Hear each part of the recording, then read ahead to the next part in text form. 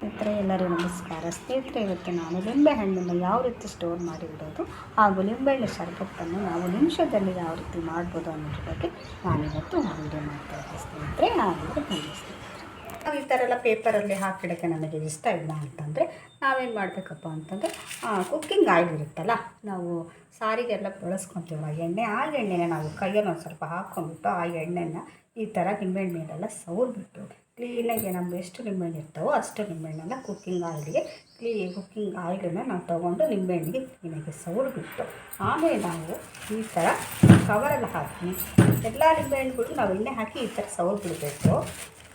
ನಾನು ತೋರಿಸ್ತಾ ಇದ್ದೀನಿ, ಎಣ್ಣೆ ಹಚ್ಚಿಲ್ಲ, ನಾನು ತೋರಿಸ್ತಾ ಇದ್ದೀನಿ ಅಷ್ಟೇ. ಈ ಥರ ಎಣ್ಣೆ ಹಾಕಿಬಿಟ್ಟು ನಾವು ಕ್ಲೀನಾಗಿ ಕವರಲ್ಲಿ ಹಾಕಿ ಈ ಥರ ಗಂಟು ಕಟ್ಬಿಡ್ಬೇಕು ಸ್ನೇಹಿತರೆ. ಗಾಳಿ ಆಡಬಾರ್ದು, ಗಾಳಿ ಆಡ್ತಾರೆ ಈ ಥರ ನಾವು ಗಂಟು ಕಟ್ಟಿ ನಾವು ಸ್ಟೋರ್ ಮಾಡಿ ಇಡೋದ್ರಿಂದ ನಮ್ಮ ಎಷ್ಟೇ ದಿವಸ ಬಿಟ್ಟರೂ ನಮ್ಮ ನಿಂಬೆಹಣ್ಣು ಫ್ರೆಶ್ ಆಗಿ ಇರುತ್ತೆ ಸ್ನೇಹಿತರೆ. ಆಮೇಲೆ ನಾವು ಈಗ ಸಡನ್ನಾಗಿ ಯಾರು ಮನೆಗೆ ಗೆಸ್ಟುಗಳು ಬರ್ತಾರೆ ಅಥವಾ ನಮಗೆ ಸಡನ್ನಾಗಿ ನಿಂಬೆಹಣ್ಣಿನ ಜ್ಯೂಸ್ ಮಾಡ್ಕೊಂಡು ಕುಡಿಬೇಕಿರುತ್ತೆ. ಆವಾಗ ನಾವೇನು ಮಾಡ್ತೀವಿ, ನಿಂಬೆಹಣ್ಣು ಕಟ್ ಮಾಡ್ತೀವಿ, ಹಿಂಡ್ತೀವಿ, ಸಕ್ಕರೆ ಹಾಕ್ತೀವಿ. ಅದೆಲ್ಲ ಮಾಡೋಕ್ಕಿಂತ ನೋಡಿ ಮನೇಲಿ ಫ್ರಿಜ್, ಎಲ್ಲರ ಮನೆಗೂ ಫ್ರಿಜ್ ಇರುತ್ತೆ ಅಲ್ವಾ. ಫ್ರಿಜ್ ಅದು ಐಸ್ ಕ್ಯೂಬ್ ಮಾಡುವಂಥ ಒಂದು ಟ್ರೇ ಇರುತ್ತಲ್ಲ, ಅದರಲ್ಲಿ ನಾನೇನು ಮಾಡ್ತೀನಿ, ಎಲ್ಲ ನಿಂಬೆಹಣ್ಣುಗಳನ್ನ ಕಟ್ ಮಾಡಿ ನಿಂಬೆಹಣ್ಣನ್ನು ಈ ಐಸ್ ಕ್ಯೂಬಲ್ಲಿ ಹಾಕಿದ್ದೀನಿ ಸ್ನೇಹಿತರೆ. ನೋಡಿ, ಇದು ನೀರಲ್ಲ, ನಿಂಬೆಹಣ್ಣಿನ ಐಸ್ ಕ್ಯೂಬ್. ನೋಡಿ ಎಷ್ಟು ಚೆನ್ನಾಗಿದೆ ಅಲ್ವಾ. ನೋಡಿ, ಎಲ್ಲ ನಿಂಬೆಹಣ್ಣಿನ ರಸನೇ ಹಿಂಡಿಟ್ಟಿದ್ದೀನಿ, ಅದೆಲ್ಲ ಇವಾಗ ನಿಂಬೆಹಣ್ಣಿನ ಐಸ್ ಕ್ಯೂಬ್ ಆಗಿದೆ. ನಾವು ಪಟಾಪಟ್ ಅಂತ ಇವತ್ತು ನಿಂಬೆಹಣ್ಣಿನ ಶರಬತ್ತನ್ನು ಮಾಡೋಣ ಸ್ನೇಹಿತರೆ. ನೋಡಿ, ನಾನು ನಿಂಬೆಹಣ್ಣಿನ ಶರಬತ್ತನ್ನು ಇವಾಗ 5 ನಿಮಿಷದಲ್ಲಿ ಮಾಡ್ತೀನಿ. ಒಂದು ಲೋಟ ನೀರು ತೊಗೊಂಡಿದ್ದೀನಿ. ನೋಡಿ, ಆವಾಗ ತಣ್ಣಗೆ ಆಗುತ್ತೆ, ನಿಂಬೆಹಣ್ಣು ಜ್ಯೂಸು ಬೇಗ ಬರುತ್ತೆ. ಇವೆಲ್ಲ ಐಸ್ ಕ್ಯೂಬ್ ಅಲ್ಲ, ಐಸ್ ಕ್ಯೂಬ್ ಅಲ್ಲ, ಸಾರಿ, ನಿಂಬೆಹಣ್ಣಿಂದು ರಸದಲ್ಲಿ ಐಸ್ ಕ್ಯೂಬ್.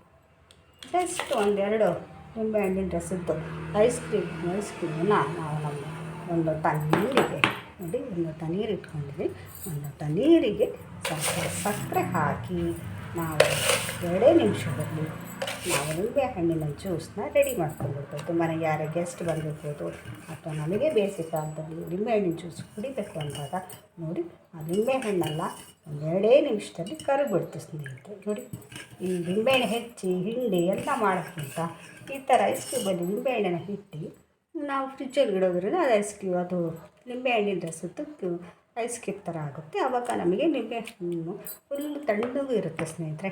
ನೋಡಿ ಎಷ್ಟು ತಣ್ಣಗಿದೆ ಅಂದರೆ ತಣ್ಣಗಿದೆ. ಆರಾಮಾಗಿ ಈ ಥರ ನಿಂಬೆಹಣ್ಣಿನ ರಸನ ನೀವು ಒಂದು ಲೋಟ ನೀರಿಗೆ ಹಾಕಿ ಸಕ್ಕರೆ ಹಾಕಿದ್ವಿ.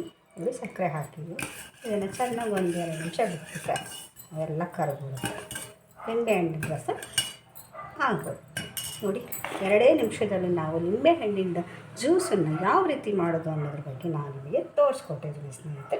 ಹಾಗೆ ನಿಂಬೆಹಣ್ಣನ್ನು ತುಂಬ ದಿನ ತನಕ ಬಾಳಿಕೆ ಬರಬೇಕು ಅಂದರೆ ನಾವು ನಿಂಬೆಹಣ್ಣಿಗಳಿಗೆಲ್ಲ ಸ್ವಲ್ಪ ಎಣ್ಣೆನ ಸವರ್ಬಿಟ್ಟು ಈ ಥರ ಗಾಳಿ ಆಡದೇ ಇರೋವಂಥ ಕವರಲ್ಲಿ ಹಾಕಿಬಿಟ್ಟು ನಾವು ಎತ್ತಿಡೋದ್ರಿಂದ ನಮ್ಮ ನಿಂಬೆಹಣ್ಣು ತುಂಬ ದಿನಗಳ ಕಾಲ ಬರುತ್ತೆ ಸ್ನೇಹಿತರೆ. 2 ನಿಮಿಷಕ್ಕೆ ನಾನು ಜ್ಯೂಸ್ ಮಾಡೋದು ಯಾವ ರೀತಿ ಅಂತ ನಾನು ನಿಮಗೆ ತೋರಿಸ್ಕೊಟ್ಟಿದ್ದೀನಿ ಸ್ನೇಹಿತರೆ. ಈ ವಿಡಿಯೋ ನಿಮಗೆ ಇಷ್ಟ ಆಗಿದ್ದರೆ ದಯವಿಟ್ಟು ಲೈಕ್ ಮಾಡಿ, ಸಪೋರ್ಟ್ ಮಾಡಿ, ಸಬ್ಸ್ಕ್ರೈಬ್ ಆಗೋದಂತೂ ಮರಿಬೇಡಿ ಸ್ನೇಹಿತರೆ. ಎಲ್ಲರಿಗೂ ನಮಸ್ಕಾರ.